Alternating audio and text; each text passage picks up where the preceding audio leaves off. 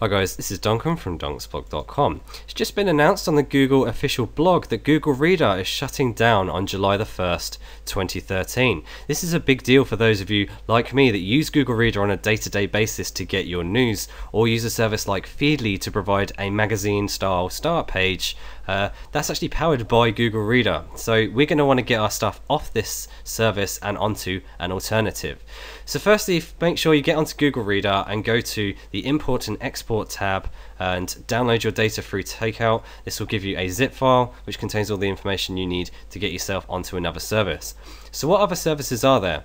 Well, firstly, if you take a look at Feedly, you'll see that they're experiencing difficulties, but there is potential that Feedly will create their own service in the future. It's not known at this time, but it would be good if Feedly do that, because they're one of my favorite sites.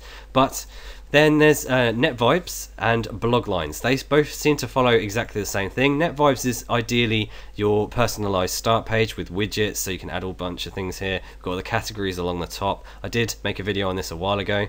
And then there's Bloglines, which seems to be geared more towards adding blogs and feeds from blogs. So one of these services should work for you if you try them. I assume they're made by the same people, because as you can see, the top looks pretty much exactly the same. The next one is newsblur.com, and as you can see, they're conveniently in maintenance mode at the moment. There's a lot of people flooding these alternative sites to get their stuff on there in order to have their feeds running. But this is a cached version of it. You can potentially obviously get desktop RSS clients, but in terms of web apps, they've got stuff like mobile apps too. As you can see, it's pretty much standard what you'd see in a normal RSS reader, and that is newsblur.com.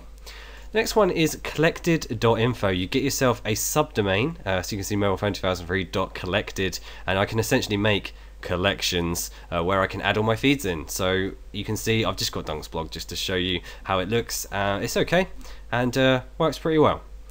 Next one is goodnews with 2Os.com. I'll provide all the links to these in the description, and this is probably the nicest looking that I've found out of all of them. And again, we have the categories, and then we break down into the feeds. They have the favicons, and you can see that we get all the feeds this way, and you can go to the newsstand to find more and add yours in. I really like this version, it's pretty nice. The next one is Feed Show. Now this isn't working currently. I don't know if they're conveniently not working, but as you can see, it says email address not valid for me. I don't know about you, but that looks like a valid email address to me. I don't see anything wrong with it yet. When I go to sign up, it tells me that I can't use it. However, they do have a demo page, and it looks pretty much like a standard reader. You can add your subscriptions in and blah blah blah blah blah. So that is feedshow.com, potentially working in the future. Now, as you can see, there aren't many alternatives available. There are a few more, but I recommend people do post in the comments their favorite service they use. Like I said, you can use desktop clients, but I reckon out of all of these, if you want to be more modern, nowadays most blogs and news websites use Twitter. As you can see, I've got mine here, and even if you're following people on Twitter and you don't want to go through that route, or route, whatever you want to say, you can sign up for another account. So for example, you could put mine's Mobile Phone 2003 on Twitter. You could say Mobile Phone 2003 News, or even make lists on Twitter where you can just have a group of all the news websites that you follow, because any respectable news site will likely have their own Twitter page, which simply has the title to the news feed and then a link off to what it does. It's an easy way to digest news. I use this on my phone. I have a little widget that tells me all this stuff as well. This is my standard account, but yeah, using Twitter is probably a good way to keep also those feeds in a specific amount, because if we go back, for example, to this area, you can see we have all the descriptions, but if you just want a long list of what's happening, Twitter is more like a modern news feed reader for that.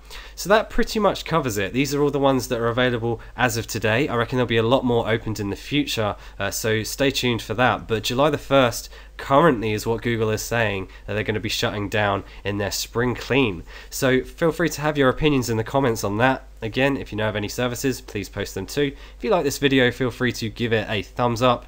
Any suggestions for the next video, let me know in the comments, and thanks for watching.